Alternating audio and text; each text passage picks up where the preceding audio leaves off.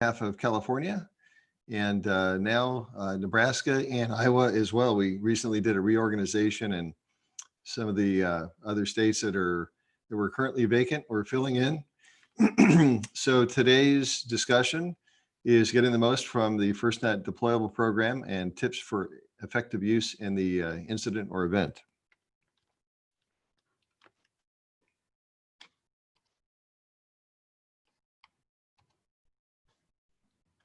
Are you seeing any screen movement here? There we go. So the FirstNet deployable program started out with 72 FirstNet dedicated SAT Colts and trailers. So on the left side is one of our trailerable deployables provided by AT&T, and on the right is a SAT Colt. So a couple of different form factors. And recently we added on the left there, you can see the drone and an aerostat. These are the aerostats, not actually part of the FirstNet contract with the government, but it's something that AT&T wanted to do, and it's been proven to be very effective.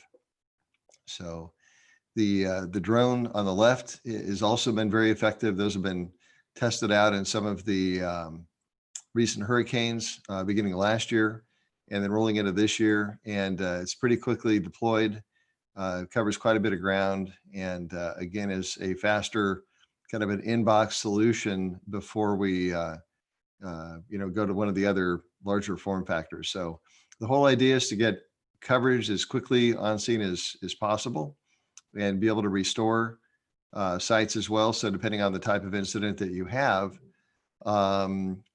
site restoration with a generator or just regular site restoration may occur before the deployable, even arrives. So they have a whole host of things that they're doing now besides just sending out a deployable.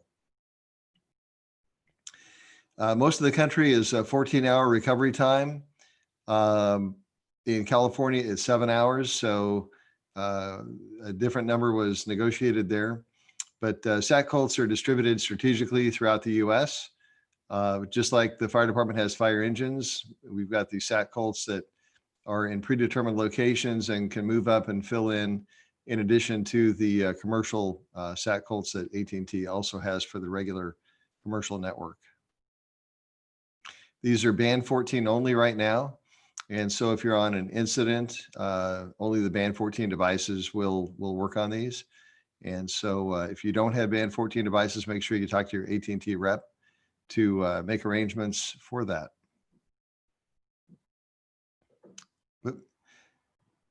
So coverage provided varies by terrain and other factors, but can be, several miles. Band 14 is provided for best public safety experience, and the backhaul is typically satellite, a much smaller pipe than terrestrial backhaul. So, my understanding and training is it's about 10% of like what a regular fiber connection would be. So depending on the number of resources that are there and the type of demands that they have, it's really important not to stream too much video, but really use it for voice communications, short data, and then just, regular email files, that kind of thing. But the video really can affect the uplink and downlink speed. So again, that's something your comm unit leader will also, guide the first responders through, and working with AT&T and their representatives to be able to really size the device. I know some of the fires we've had in California, we've had actually a couple of deployables on them. And typically that's not what you would receive, but AT&T's been very generous in trying to manage hurricanes on the east and fires to the west, and it's been challenging but very educational. So one of the things that we've learned is be ready to make the call. Know who can call for a deployable, know who to call to make a request, and know what they're going to ask you. So we have a couple of 2-page form. In the past that wasn't readily available. I'm going to actually send that form to John Wright and have him send that out to or you can email me as well, and I'll send a copy to you. But it's great to have this filled out in advance. And there's a lot more than making a phone call saying, hey, I just need a deployable and I'm at this address or this latitude and longitude. So any FirstNet agency can call for a deployable. You don't have to have a number of phones or devices on the incident. It's the incident itself and a FirstNet agency making the request. Those are the only requirements. You call FirstNet customer care, that 800-5747-7000 number. And the one thing you've got to have in advance, and it's not a showstopper, but it really slows things down if you don't have your FirstNet account number or that FAN or foundation account number. So if you don't have that, talk to your agency's telephone coordinator or cellular telephone coordinator and get that. Just simply put that in your phone under FirstNet. Just create a contact, plug this number in, put your agency's FAN number in there, and it makes things go a lot faster. So as a requester, you need to be prepared to provide basic information. And what we found is if you have the form and the information ahead of time, we actually had one fire where the communication unit leader had the form completely filled out, made the call, got their email address and emailed it. And literally within 10 minutes, the request was complete. So, or we can go in the opposite direction where sometimes connectivity is so bad that you don't have any, or you're texting. And obviously you can't really text the form. So it's very slow. So again, if you have the information, it goes a lot faster. You can give the information verbally or request that they email the form and send it back, but it's just better if you already have it plugged in and ready to send. Initial call information will be referred to the AT&T Response Operations Group and other AT&T coordinates. So there are other people that are going to support the Response Operations Group as well. Again, having this information is really important. And you may receive follow-up calls to obtain additional details or ask other questions, plan arrival, site access, setup, etc. So always make a request for planned events early.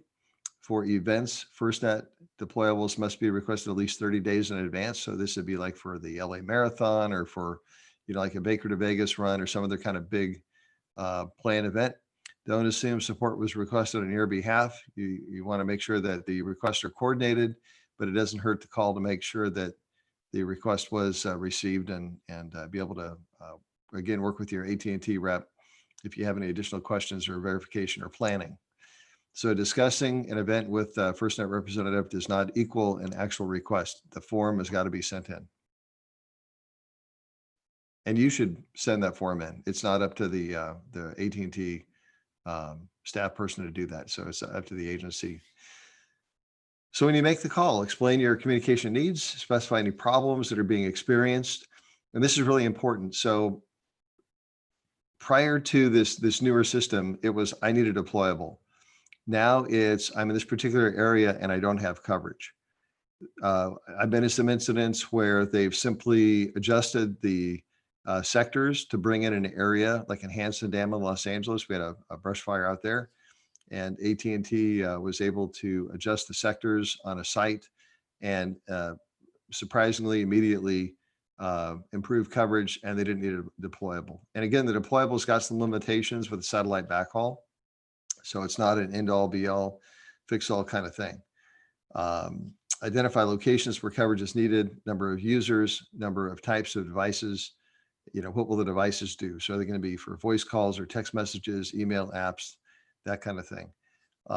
They've also got some other solutions too. And sometimes if the network people at AT&T look at the network and they see that the local site may be down, but it's got a power issue, maybe the right dispatch would be a generator. Maybe you don't need the deployable. Or if your base of operation or your communications unit is at a school, we actually had one of those during the fires in California where they were able to use, because school was out and the fire was in, the firefighters and support staff were able to use the school. Having some Wi-Fi or the new Go Red product to be able to leverage the existing high-speed connection they have, and then connect the band 14 device or commercial device to that is another solution. So again, what we're really looking for is, I'm at this location, I'm at this incident, these are my needs, and I need coverage. And then they'll figure it out from there. So again, don't specify a solution. AT&T has many resources at their disposal and more on the way. So, one of the things that FirstNet does is we reach out to industry.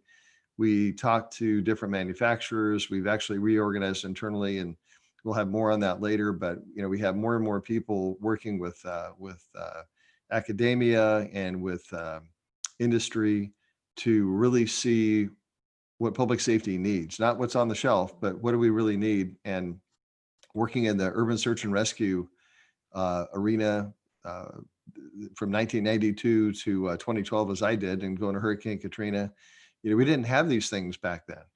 And so emergency response, disaster response is getting better because of the new tools. Presupposing a solution may cause better alternatives to be overlooked. So again, we want to really look at the incident and see what the right solution is. So again, we'll get a copy of the format to those who'd like it. On the right is the first page. So again, describe the incident conditions, environmental concerns, extreme cold or heat, high winds, potential hazards, and how large is the incident site. So it could be plane crash, could be relatively small, but in an area that doesn't have coverage. When we looked at Shuttle Columbia, that was in East Texas. It covered a very, very large area, and even LMR systems had to be kind of built for that back at that time to provide communication. So this is just evolving to broadband LTE. Discuss terrain and access. So are the roadways passable? Again, when I went to Hurricane Katrina, we drove from LA to Dallas, Texas. We were staged in Dallas for a couple of days because there was no way to drive to Mississippi or to Louisiana from the staging location because so many trees were down. So it took the Army Corps of Engineers a couple of days to clear the roadways, and then we were on our way again. So these are really important things that if the deployable can't get there, or if it physically can't drive, do we make a request for an alternative tool? So steep inclines, sharp curves, deep dips, washouts, roadway, bridge, weight restrictions. So the roadway and bridge weight restrictions is a big one. Obviously, there's some pretty stringent laws that restrict, oversized or overweight vehicles, and you certainly don't want to ruin a bridge that could be used for rescue by bringing a deployable in. So if you're not sure, send somebody out to recon that, make sure that we're able to pass on information to AT&T as well on the proper route and the best way and exactly where you need the device. If the unit's to be placed in a parking garage or other structure, obviously you're going to have to go with a different style device because, again, you're going to have height, weight, and clearance restrictions, and turning radius, and also refueling. And will an escort be required? All those things need to be contemplated, thought of, and reported. So discuss the site setup information. Again, this is going to be a checklist for you. So is the site secure? If it's an active incident with civil disturbance, is that site or the member staffing going to be secure? Is the device going to be damaged? Is that really the right site for the right conditions? Is it level, clear, 100 by 100 site for placement? And every deployment must have a minimum of 100-foot safety perimeter and should be placed at least 500 feet away from command post or other areas with high responder traffic. So we don't want this like in the middle of base camp. It could be, it should be at least 500 feet away. And we don't want it to take up critical space. We want it to be, in an area where it can be serviced and will provide good coverage, but it's not going to impact the first responders within that area. Satellite requires a clear view of the southern sky. So if your base of operation or the communications unit abuts to a big building or a bunch of trees, you need to look at that as well. And so that got to have a clear view of the southern sky. Each deployable has a generator, which must be refueled by AT&T, so ongoing access is required. And depending on the size of the device, the refueling times can vary. That's all planned out by AT&T, handled by them. But again, it's something that's got to be thought of, and the logistics chief within the incident needs to know, and everyone kind of needs to know how this device operates and what it does, and then the kind of support it's going to need. And then once on site, the deployable is managed remotely from a network operations center. So it's not necessary for technicians to remain on site. Typically, it's going to be a driver who's going to drive the vehicle up. They're trained to set it up. The network operations center optimizes it and gets it on the air, and then that driver leaves.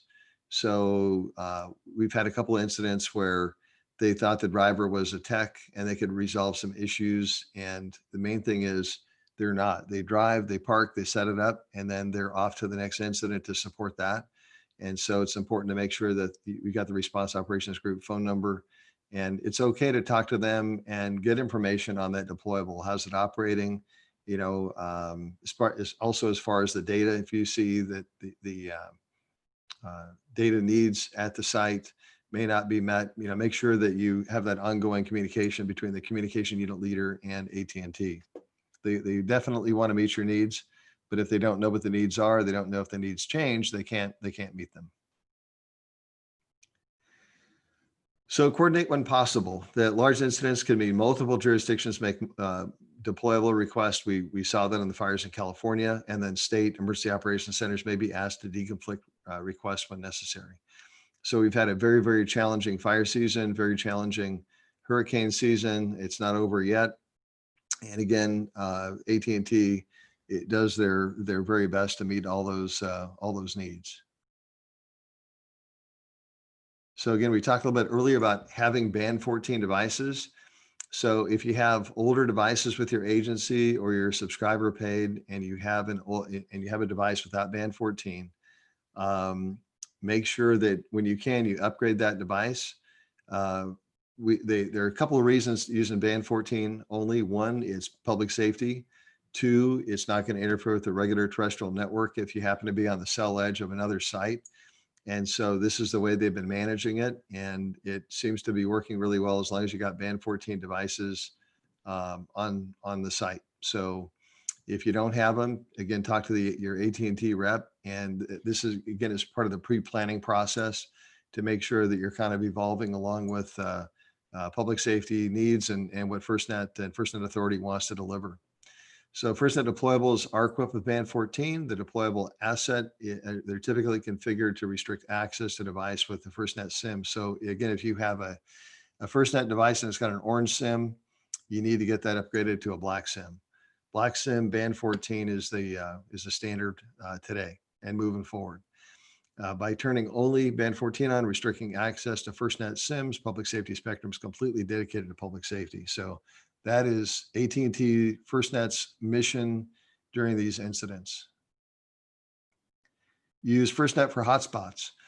So smaller localized group of users are good places to put FirstNet hotspots. And in the past, again, that's something you want to have in your incident cache for your particular department. AT&T typically does not provide these. They're not required to provide them, as far as I know. And so you need to make sure that they bring the deployable and you bring the equipment to connect to the deployable. So the incident commander, staging centers, base camps, medical triage sites, fueling sites, evacuation hubs, et cetera. Those are all good places to be able to use that hotspot or a mobile router and modem combination to get that additional connectivity. So use FirstNet responsibly. Deployables are primarily dependent on satellite connectivity. That's the choke point. Satellite bandwidth is a very limited resource, and satellite connections cannot compare to the backhaul capabilities of terrestrial connections like fiber. So use them wisely. Only stream video or use other high bandwidth applications if they're necessary to the mission. Be cognizant to the limited bandwidth and life-saving applications needed for that bandwidth at all times, and educate the other users who may be unaware. So for communication unit leaders and comm techs out there, this is a good briefing for your communications briefing when you're handing out equipment, and people that are using FirstNet on the fire, just make sure that at this point in time, and I think as technology evolves, it's not going to be as big a deal, but right now that seems to be a potential watch out. So we want to make sure we have enough bandwidth to supply and support that deployable or the deployables on the incident. We want to hear your feedback. So at the end of this presentation, my contact information will be there. We also have a QR code for what we call a Roadmap 200 survey. We'll have more FirstNet updates and information at 10 o'clock this morning. So check your program for that. I'll be presenting a more lengthy slide deck, and we'll talk a little bit more about deployables.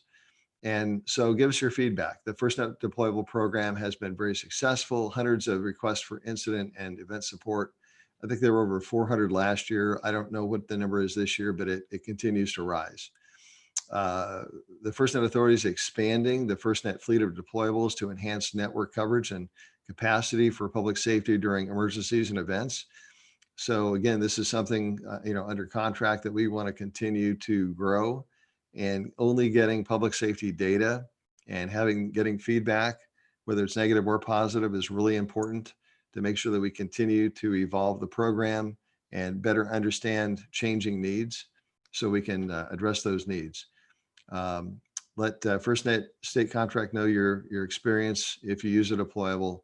And after a SAT-COL deployment, the FirstNet Authority can conduct an after-action review with your agency to discuss deployment results and document lessons learned. So this all goes into more training and awareness to make the program better.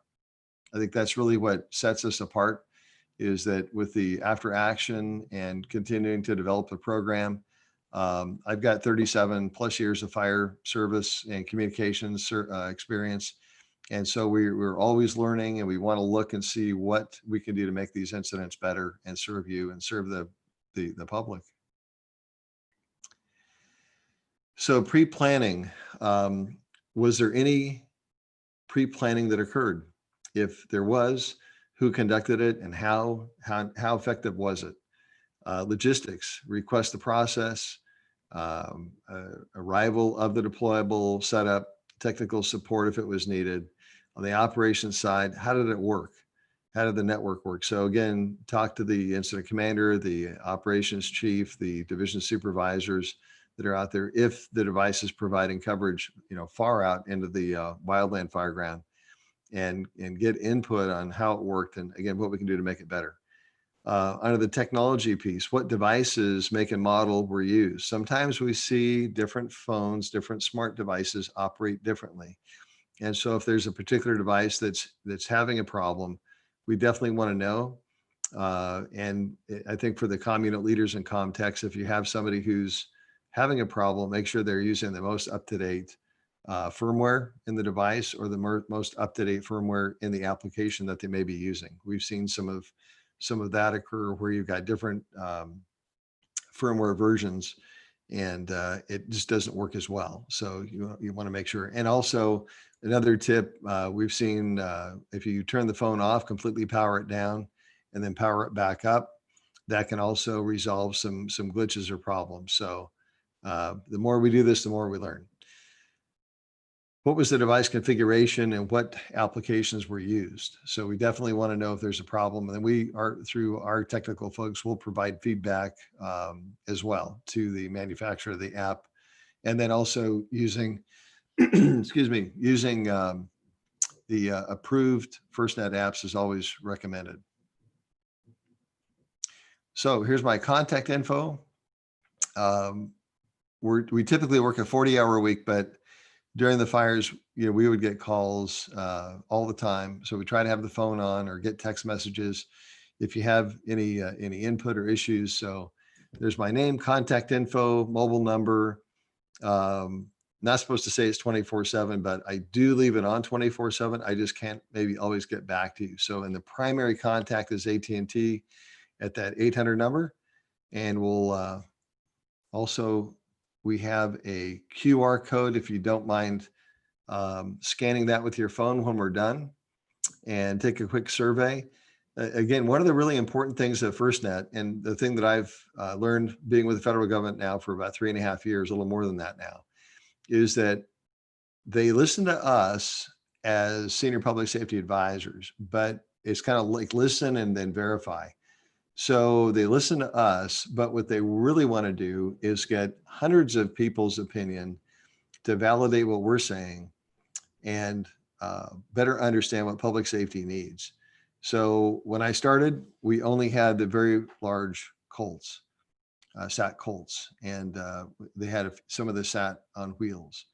But now there are smaller form factors for deployables as well. And that's only going to get better. And I think only going to continue to grow the market.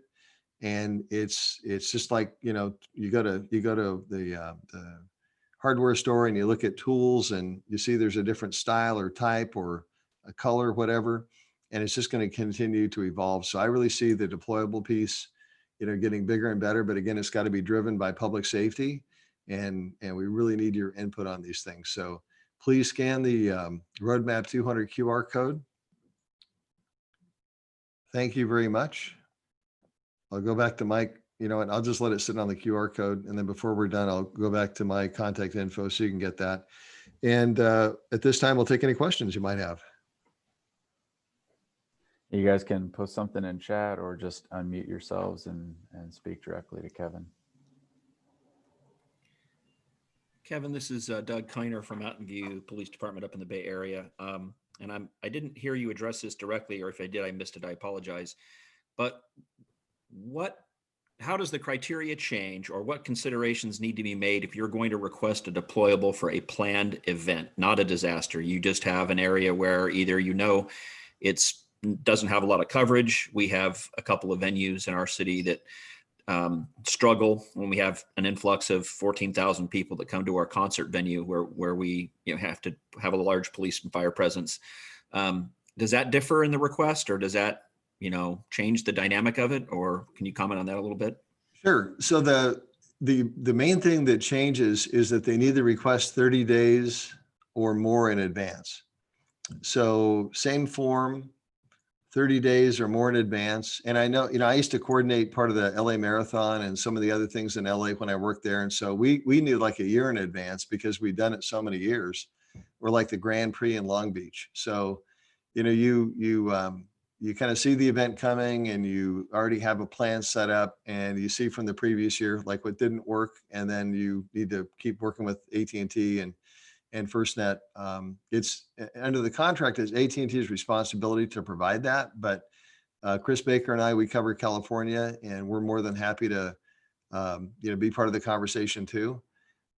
So I think that the main difference is it's just in advance, and I would go 90 days in advance, and then make sure you have the form filled out and submitted, and that your local AT&T rep or the public safety consultant from AT&T is in the loop. So. Okay, thanks. And to that end, could you, we're a little confused sometimes when our sales reps, our account reps with AT&T get switched up on us seemingly every 3 months or 6 months as they move people around, which is fine and understandable. Can you speak to finding out who your public safety consultant is? Yes, if you send an email to me offline, I can, well, actually, you know, for the Northern California area, it's Abigail Baker. And I can send her email to you, but she is the Northern California and Northern Nevada manager, and she can let you know who that person is.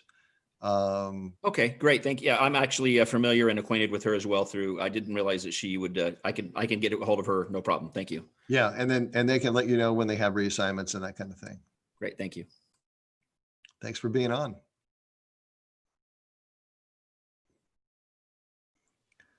All right, any other questions for Kevin? We still have plenty of time. We've got 8 or 9 minutes before the next session. So if you have a question or a thought or a comment, please feel free to reach out. Yeah, Kevin, this is Dennis Marin. I'm wondering if there is a mechanism for allowing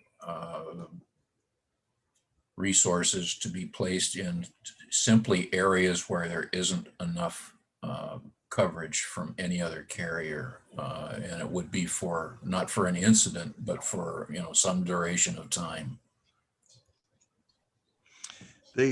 So far the practice has not been to take a deployable and put it into an area for regular coverage. Yeah, I understand that. Yeah, that you know, aside from FirstNet, I mean, I think that's a good idea, but that's not part of what we're doing yet. Okay, it's not on the roadmap. Well, we brought it up though. So it's not on the roadmap, but we definitely have brought it up. Okay. The fire station I worked at back in the early 2000s, we had a deployable in a lot across from the station from another carrier for a couple of years until they got a permanent site built Right. nearby. So, I mean, to me, it makes sense as a quick build, but again, that would be outside of our contract, review. But we definitely understand that, and we see the need. Okay, great. Well, I don't have a need. I just thought, it would be an interesting topic to bring up if it wasn't on the roadmap, which obviously it is. So great. Yeah, well, it's not on the roadmap officially, so putting in input is good. If you do the roadmap 200, and then if you want to add more comments, we certainly want to collect that. And again, it's data driven. So, if we get 20 people that say we should do that, then it's probably not going to happen. If we get 2,000 or 3,000 people that do that, then that drives a reinvestment money potentially in a different direction. Sure. And again, we're very data driven. So all the decisions that we make can be backed up by the data, the request, and the input. So please provide. Thank you. Thanks. Thanks for being on.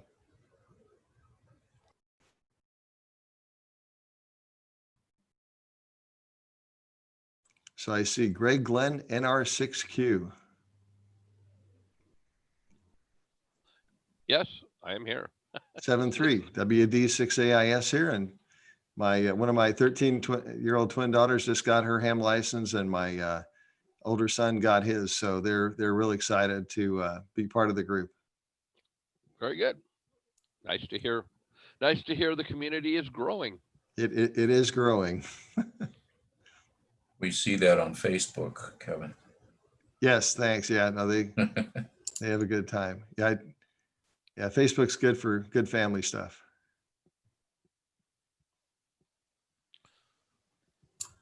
All right. Well, Anyone else? thanks have any for other the questions? presentation.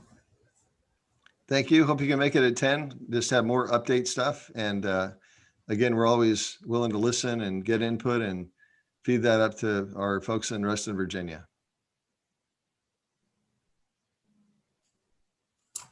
Okay, thank you. Okay, Carl, I'll pass it back to you. All right. Well, thank you very much for your time, Kevin, and everyone else. Great presentation, good information to work from. Like Kevin said, if he's got another session coming up in a different room, so please plan to attend that if you want further info. If you want to jump, so this is Exhibit Hall B. If you want to jump to something else, we've got a new round of sessions starting. I put all the different links to the different meeting rooms in the chat window, so you should be able to click on any of those and jump to a different meeting room without having to leave a meeting and enter in a new ID. The exception there is the auditorium. We'll still have to do that on a manual basis. But look at that chat window if you want to jump to something else. The next session for Exhibit Hall B in this room will be HetNet. So thank you again to everyone for your time and attendance, and continue to have a wonderful expo.